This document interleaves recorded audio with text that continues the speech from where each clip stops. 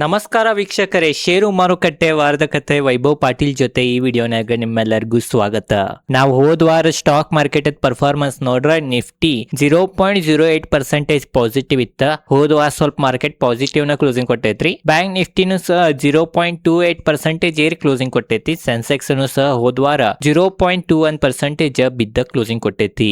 ಮತ್ತ ಫ್ರೈಡೇದನು ಪರ್ಫಾರ್ಮೆನ್ಸ್ ನೋಡ್ರ ನಿಫ್ಟಿದಾಗ ಸ್ವಲ್ಪ ಕುಸಿತ ಕಂಡು ಬಂತ. 0.27% ಕುಸಿತ ಫ್ರೈಡೆ ದಿನಾನು ಕಂಡು ಬಂತ. ನಿಫ್ಟಿ 24,570 ಕರೆಂಟ್ ಟ್ರೇಡ್ ಮಾಡತೈತಿ. ಅಂದ್ರ 24,500 ಮ್ಯಾಗನ ಐತಿ. ಅದ ಕಾರಣ ಇದನ್ನ ನಾವು ಪಾಸಿಟಿವ್ ನ ಅಂತ ಅನ್ಬೋದ.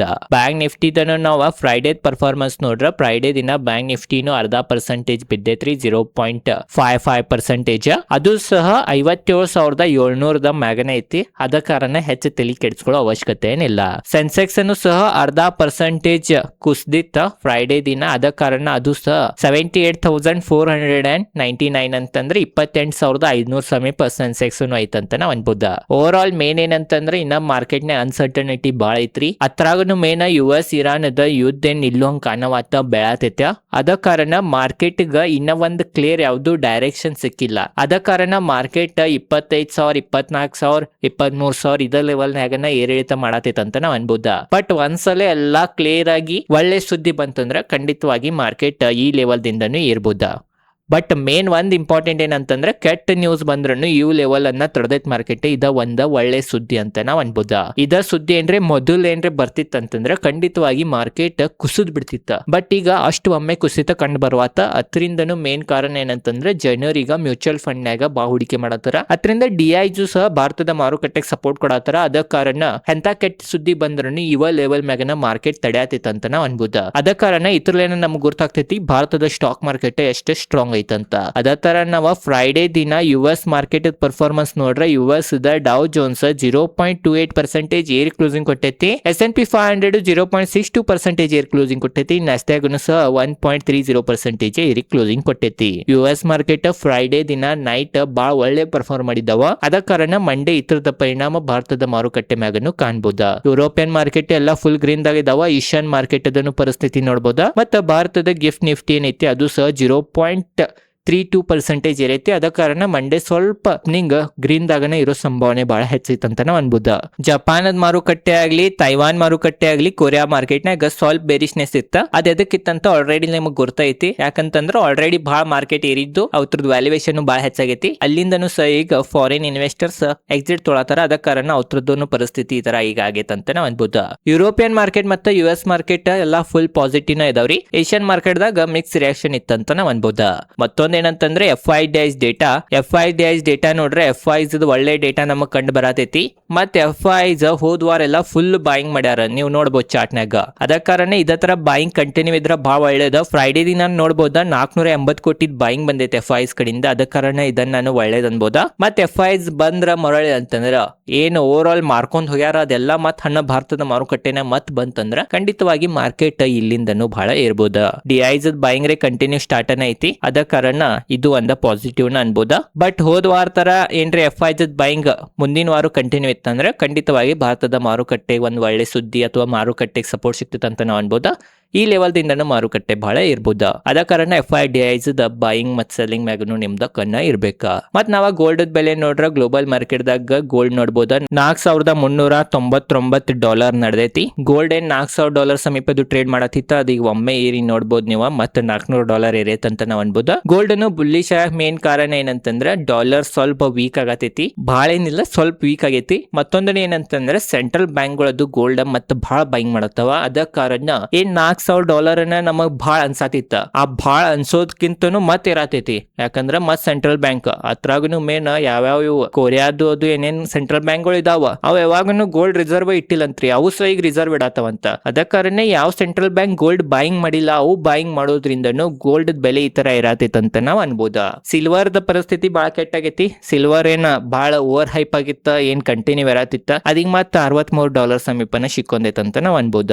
ಮತ್ ನಾವ US ಮತ್ತೆ ಮತ್ತೆ ಇರಾನದ ಯುದ್ಧ ನೋಡ್ರ ಮಿಕ್ಸ್ ರಿಯಾಕ್ಷನ್ ಐತಂತ ನಾವ್ ಅನ್ಬೋದ. US ಕಡೆಯಿಂದ ಮತ್ತ ಮಾತಾಡೋದ್ರ ಬಗ್ಗೆ ಅದು ಮತ್ತ ಚರ್ಚೆ ನಡೆದೈತಿ.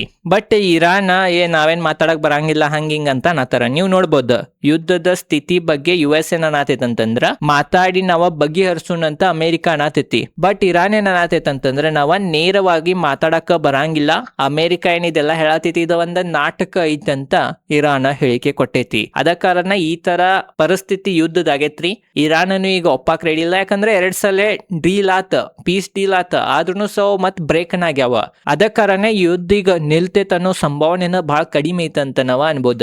ಹಾರ್ಮೋಸ್ ಜಲಸಂಧಿ ಬಗ್ಗೆನು ಅಮೆರಿಕ ಏನಂತಂದ್ರ ಎಲ್ಲಾ ಸಂಪೂರ್ಣ ಮೊದ್ಲಿನಂಗ ಆಗ್ಬೇಕಂತ US ಹೇಳಿಕೆ ಕೊಡತೈತಿ. ಬಟ್ ಇರಾನ್ ಏನನ್ನತೈತಂತಂದ್ರ ಅವ್ರು ಏನ್ 6 ಬೇಡಿಕೆಗಳಿದಾವ ಅದನ್ನ ನೀವು ಫಸ್ಟ್ ಫುಲ್ಫಿಲ್ ಮಾಡ್ರಿ ಅಂತ ಇರಾನ್ ಹೇಳತೈತಿ. ಆತರ ಮೇನ್ ಇಂಪಾರ್ಟೆಂಟ್ 3 ಹೇಳಿಕೆಗಳು ಏನಿದಾವ ಅಂತಂದ್ರ ಒಂದನೇದ ಇರಾನ್ ಮ್ಯಾಗೇನ್ US ಸ್ಯಾಂಕ್ಷನ್ ಹತ್ತೈತಿ. ಆ ಸ್ಯಾಂಕ್ಷನ್ ದಿಂದ ಏನ್ ಆಯಿಲ್ ಬೇರೆ ದೇಶಕ್ಕೆ ಮಾರಾಕ್ ಸಾಧ್ಯ ಇಲ್ಲ ಇರಾನ್, ಆ ಸ್ಯಾಂಕ್ಷನ್ ಗಳನ್ನ ತೆಗೀರಿ ಅಂತ ಅನ್ನತೈತಿ. ಮತ್ತ ಎರಡನೇದ ಏನಂತಂದ್ರ ಏನ್ ಅವರು ಆಸ್ತಿಗಳ ಗ್ಲೋಬಲ್ ನ ಏನ್ ಇರಾನ್ದು ಏನ್ ಆಸ್ತಿಗಳು ಇದಾವ ಅದನ್ನ ಏನ್ ಸೀಸ್ ಮಾಡಿದಾರ ಅವು ಬಿಡುಗಡೆ ಮಾಡ್ರಿ ಅಂತ ಅನ್ನತೈತಿ. ಮತ್ತ ಮೂರನೇದ ಯುದ್ಧದಿಂದ ಹಾನಿ ಆಗಿದ್ದನ್ನು ನಮಗ ಎಲ್ಲಾ ಮತ್ ಅದ್ರದ್ ನೆರವು ಕೊಡ್ರಿ, ಅದ್ರದ್ ಮತ್ ಹಣ ಕೊಡ್ರಿ, ಏನೇನ್ ಹಾಳಾಗೈತಿ ಅದ್ರದ್ ಮತ್ ಹಣವನ್ನ ಕೊಡ್ರಿ ಅಂತ ಇರಾನ್ ಅನ್ನತೈತಿ. ಬಟ್ ಅದನ್ನ US ಒಪ್ಪುವತ್ತ. ಅದ್ರಾಗ ಮೇನ್ US ಮೇನ್ ಬೇಡಿಕೆ ಏನಂತಂದ್ರ ಏನ್ ನ್ಯೂಕ್ಲಿಯರ್ ಅಸ್ತ್ರ ಇರಾನ್ ತಯಾರು ಮಾಡಬಾರ್ದು ಅನ್ನೋದ.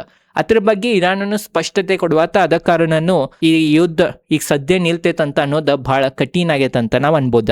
2 ಸಲ ನಿಂತ್ರನು ಮತ್ ಯುದ್ಧ ಸ್ಟಾರ್ಟ್ ಆಗಿದ್ರಿಂದ ಈಗ ಯಾ ಎಕ್ಸ್ಪರ್ಟ್ಗಳ ಎಂತ ದೊಡ್ಡ ಆರ್ಥಿಕ ತಜ್ಞನು ಈ ಯುದ್ಧದ ಬಗ್ಗೆ ಏನು ಪ್ರಿಡಿಕ್ಟ್ ಮಾಡೋದ್ರಿಂದ ಅವಾಯ್ಡ್ ಮಾಡತ್ತಾರಂತ ನಾವ್ ಅನ್ಬೋದ. ಹಾರ್ಮೋಸ್ ಜಲಸಂಧಿ ನೋಡ್ರ, ಹಾರ್ಮೋಸ್ ಜಲಸಂಧಿ ಫುಲ್ ಓಪನ್ ಇಲ್ಲ, ಸ್ವಲ್ಪ ಓಪನ್ ಐತಂತ ಅನ್ನತಾರ. ಒಂದ್ ಹಡಗ್ ಬಿಡಾತಾರ, ಒಂದ್ ಹಡಗ್ ನಿಲ್ಸಾತಾರ. ಅದ ಕಾರಣ ಅಲ್ಲಿಯೂ ಬಹಳ ಅನ್ಸರ್ಟನಿಟಿ ಉಂಟಾಗೈತಿ. ಅದ ಕಾರಣ ಇದು ಒಂದ್ ನೆಗೆಟಿವ್ ಪಾಯಿಂಟ್ ಆಗ್ತೈತಿ. ಅದ ಕಾರಣ ಕ್ರೂಡ್ ಆಯಿಲ್ ನಾಗನು ಸ್ವಲ್ಪ ಏರಿಕೆ ಕಂಡು ಬಂದೈತೆ ಅಂತ ನಾವ್ ಅನ್ಬೋದ. ಮತ್ ನೌಕಾ ದಿಗ್ಬಂಧನ US ತೆಗಂಗಿಲ್ಲ ಅಂತ ಹೇಳೈತಿ. ಯಾವಾಗಿನ ತನಕ ಇರಾನ್ ಫುಲ್ ಮೊದ್ಲಿನ ಗತ್ಲೆ ಹಾರ್ಮೋಸ್ ಓಪನ್ ಮಾಡಂಗಿಲ್ಲ, ಅವಾಗಿನ ತನಕ ನಾವ ನೌಕಾ ದಿಗ್ಬಂಧನ ತೆಗಂಗಿಲ್ಲ ಅಂತಾನು US ಹೇಳಿಕೆ ಕೊಟ್ಟೈತಿ. ಅದ ಕಾರಣ ಇದೆಲ್ಲಾ ನೋಡ್ರ ಮೊದ್ಲಿನ ತರನ ಪರಿಸ್ಥಿತಿ ಐತಿ. ಅದ ಕಾರಣ ಇದ ಒಂದ್ ದೊಡ್ಡ ನೆಗೆಟಿವ್ ಪಾಯಿಂಟ್ ಅಂತ ನಾವ್ ಅನ್ಬೋದ. ಕ್ರೂಡ್ ಆಯಿಲ್ ಬೆಲೆ ನೋಡ್ರ, ಕ್ರೂಡ್ ಆಯಿಲ್ ನೋಡ್ಬೋದು WTI ಕ್ರೂಡ್ ಆಯಿಲ್ $78 ಪ್ರತಿ ಬ್ಯಾರೆಲ್ ನಡೆದೈತಿ. ಮತ್ತ ಬ್ರೆಂಟ್ ಕ್ರೂಡ್ ಆಯಿಲ್ ನೋಡಬಹುದು $83 ಪ್ರತಿ ಬ್ಯಾರೆಲ್ ನಡೆದೈತಿ.